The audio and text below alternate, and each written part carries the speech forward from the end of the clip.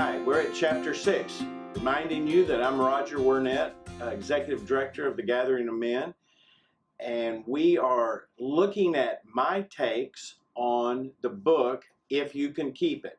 Just reminding you, these are my takes, not those of Metaxas. I'm trying to summarize his ideas. I may miss his points occasionally. I may drop out points I meant to have. It's just a way to read this book with you. So I'm giving you my ideas of my reading. I think chapter 6, entitled The Almost Chosen People, is one of the most important chapters in the book. In it, Metaxas deals with the call of the American people. It's full of great quotes and great ideas. I challenge you to read it at least twice to get some of this. We start on page 81.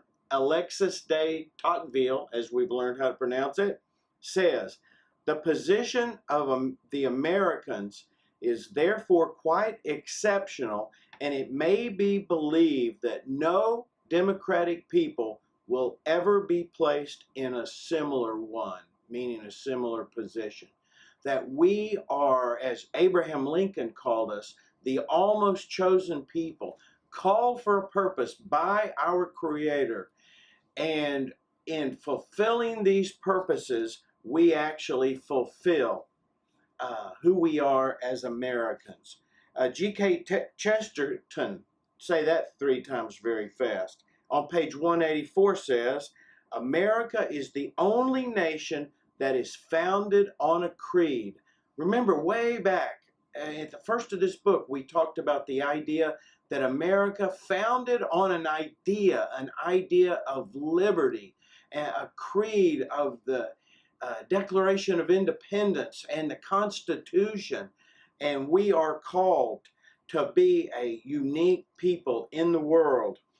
On 185, Tocqueville said this, it was the virtuous behavior of Americans, driven principally by their thriving faith in the God of the Bible.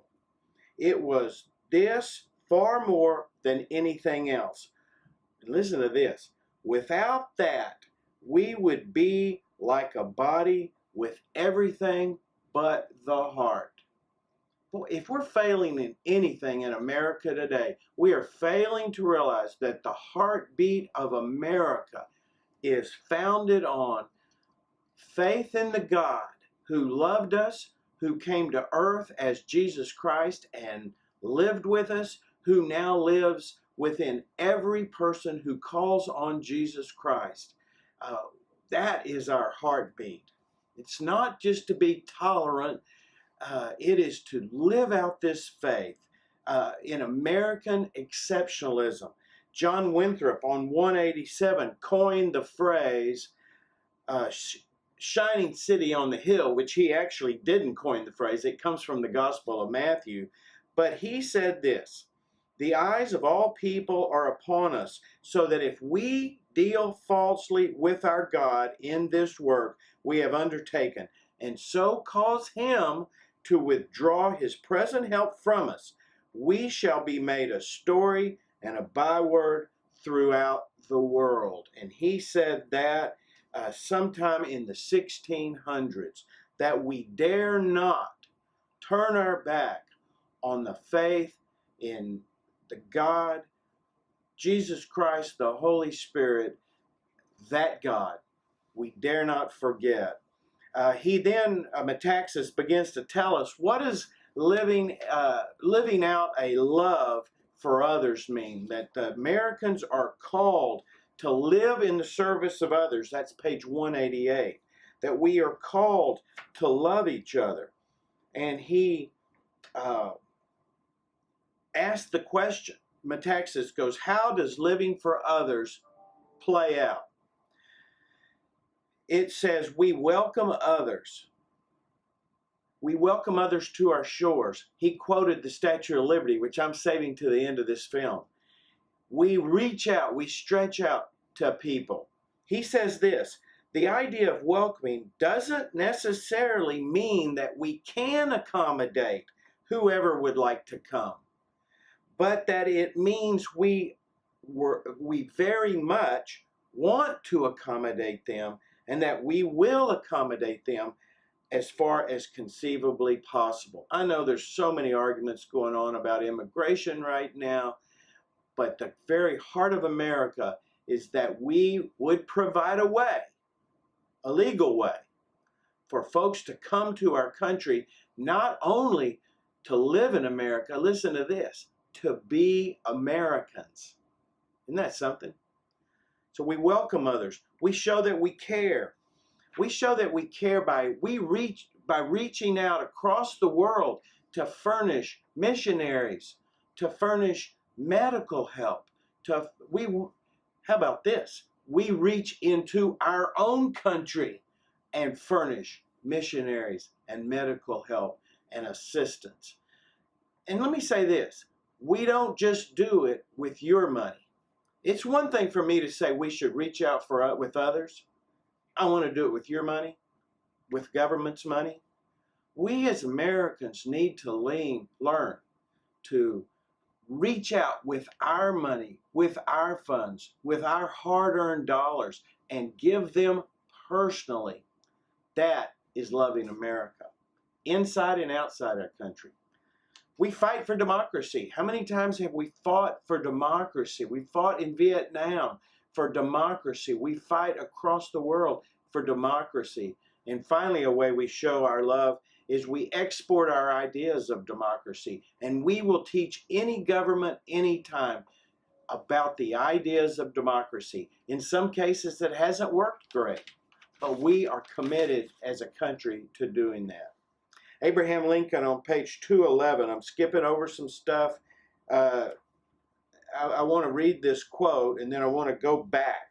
Abraham Lincoln coined this phrase, almost chosen, when he said, I am exceedingly anxious that this union, the Constitution, and the liberties of the people shall be perpetuated in accordance with the original idea for which that struggle made.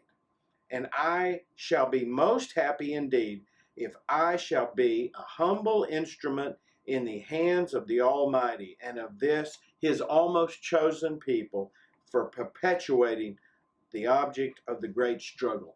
You know what catches my attention there? When Lincoln himself said, I will be a humble servant. Where are those people nowadays?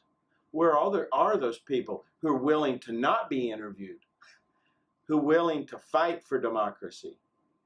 I encourage you to go back and look at some of these miracles that were described in this book, in the pages right before, in say 190 to 210.